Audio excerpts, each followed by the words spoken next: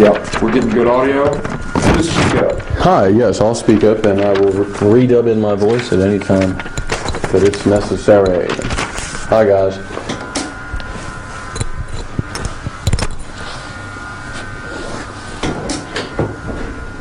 Hello. Angus. Hi, Angus. Floyd Vasquez from AFN Television. And Malcolm is very interested Once again? the bride.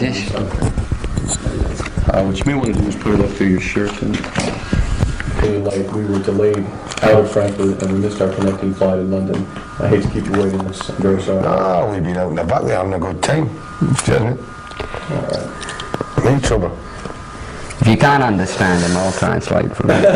Yes, I have actually got a very difficult accent to understand. Okay. All right. Are we ready, John? Sure, anytime you're ready. Okay. Well, here we are, Castle Donington for the Monsters of Rock 1984, a show that's featuring Van Halen, Ozzy Osbourne, and of course headlining AC/DC. There's two of the monsters here. The Monsters. Yeah, we're... Let's try and look at this from a different point of view, sort of. Let's look at this as like from an archaeologist's point of view, 500 years from now. And he's going to look at a film of what's going to take place tomorrow with thousands of screaming, drinking, dancing rock and rollers pushing forth towards the stage on which AC/DC is playing. Why will thousands of people gather to hear you tomorrow? It's going to be like Rome 1984. The fall of Rome, 1984. I think it's just because it's one of the one of the best concert bills I've seen for a long time in Britain. And it's... Going into Europe. Yeah, it's going into Europe and it's in the summer. America usually gets all those great bills, you know, because they've got the weather in America, you know. You never usually have it in Europe, and we thought it'd be a good idea, you know. But, How do you feel about playing with Van Halen? It'd be good, I think. yeah, I think it'd be great. I think it'd be good playing with all those good bands, because all you get is a lot of good bands on stage, all trying to be good, you know, as best as possible. And the only winners are the audience. They're gonna benefit. The audience is gonna have a great day. Yeah, they're gonna be sitting saying, Because all them bands will be out there working. You know? And then, you know, what's going on? we'll probably be the laziest ones of all. That's decadent. Are we going on? By the time you guys are up there, Kevin will be a bit smashed and ready to go. Well, in Germany, I have personally observed a lot of excitement among young American GIs as they show off their tickets for the show or whatever. I'll ask you, when you play concerts in the Federal Republic, do you really consider or think about the American segment of your audience much? Or? Yeah, you have to, yeah. Because you get a big... Because especially through Europe, with the armed bases, you always get a huge turnout. Also in Japan, whenever we would go to Tokyo, I mean, it was always mobbed with all the servicemen. And those boys sure let you know they're there. Yeah. You can always see the flags from the south, and you can see the ones from the north. I'm worried about those Texas guys. I'm worried about them not getting their beer up there. That's a good accent there. Okay. Well, Flick of the Switch, in my opinion, honestly, the super album. I don't know if you know what people do to your records, but I skip rope to your records and play sometimes. Yeah, A wise move. Different. well, fans, I'm sure, are already looking forward to the release of the next album, produced by AC/DC. Well, what are the plans for the next record? Well, hopefully we can get it done after these shows in Europe, because this Monsters of Rock goes through Germany. We're doing also Sweden, is it? Sweden? Yeah. I think Switzerland we go to. Plus, on our own, we'll be doing shows in France and also Belgium. Italy, yeah. So, I mean, there's a fair bit we'll be doing in this summer. And then after that, hopefully we can get into the studios and record it and get it out by the beginning of the new year. Hopefully. Maybe even sooner. That would be nice, I'll say. That'd be good for us too. Yeah, I can get a check in my Christmas mail. Thinking about mine. Who isn't? Well, Flick of the Switch sounds, it's the AC/DC sound. As far as, I mean, it reminds me a lot of Back in Black. I mean, of course, the tunes are different, but the mix is such the same hard feeling sound. In the future, now that AC/DC is producing itself, is there going to be any progression or change in the sound as far as maybe bringing in synthesizers or any substantial change that way? Is there going to be the same sound? Good God, no. No, I don't think so. We always had that style, you know, over the years, and you know, we think we've made a good living from it. And I think it's what we do best, is this rock and roll. You know? And we've never really strayed. If we'd have strayed from that sound, we would have done it a long time ago. So we've always kept to that. You know? Yeah. Okay. You're absolutely right.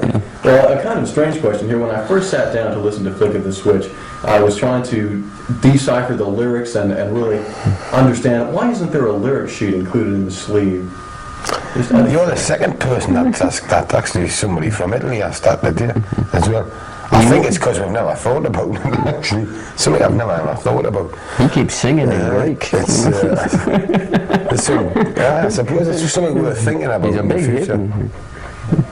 Probably hold it in our minds for the future. Something I've never ever thought about, really. But it's actually a damn good point. Yes. Just a question. Well, going out to a kind of interesting subject here, some people think that heavy metal rock and roll music causes people to take drugs and get drunk and steal, and maybe it causes acne and stuff like this, or maybe it's for devil worshippers. I mean, there's a lot of people saying these strange type of things. But certainly we can consider that some people, by coincidence or whatever, who listen to heavy metal music tend to maybe have trouble in school and this and that, and you know, maybe having problems with society. Do you think that AC/DC music in any way could be considered a bad influence on growing teens? No, because music's just listened to, you know. It's like a painting, you know. If somebody sees a painting, I mean, they see it. Unless they're an artist, they may get influenced by it. But as far as influencing somebody to copy that, or that, no, I think not. I think that takes it a bit far, you know. I think everyone's responsible, you know, like each individual's responsible for what he does, you know. If I go out and go and hit him, he's going to hit me back, I suppose. Mate. It's that thing, you know. I don't think it's foolish for people to think that a rock and roll band would have, otherwise we'd be ruling the country, you know. And that's, I don't think is possible. I haven't tried it yet. Well, looking at both of you now, I've seen you in many photographs, and now looking at you in person, you both seem to have images that We're handsomer in public. Definitely. Well, you seem to have images of people who are down-to-earth rock and roll partiers. I mean, you would look right at home at a concert of another heavy metal band. But due to the nature of your job, you have both become celebrities. Does it bother you in any way that, I imagine it must be very difficult for you to go out and try to be one of the guys and join rock and roll at a bar? Is it difficult for you to get out without all the security people and this and that? Nah, not really. We can, you know, if he takes his hat off, we're okay. I'll tell you what, somebody said the other day, a couple of reporters came up from a music paper, and the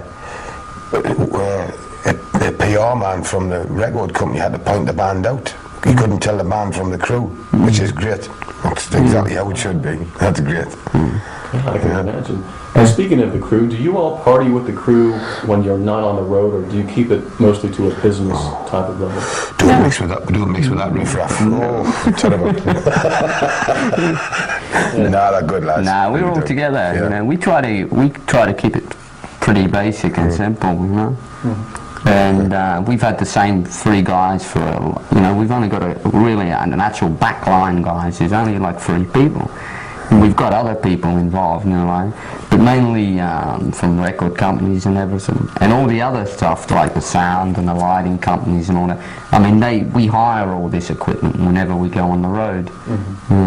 So basically, the guys that are with us all the time, we're always been equal, more or less. Yeah, we all get locked up together. Yeah. We all spend many a night in the Spanish, We though. all get arrested as Basque terrorists together. That reminds me of a joke, but I'll skip it till later.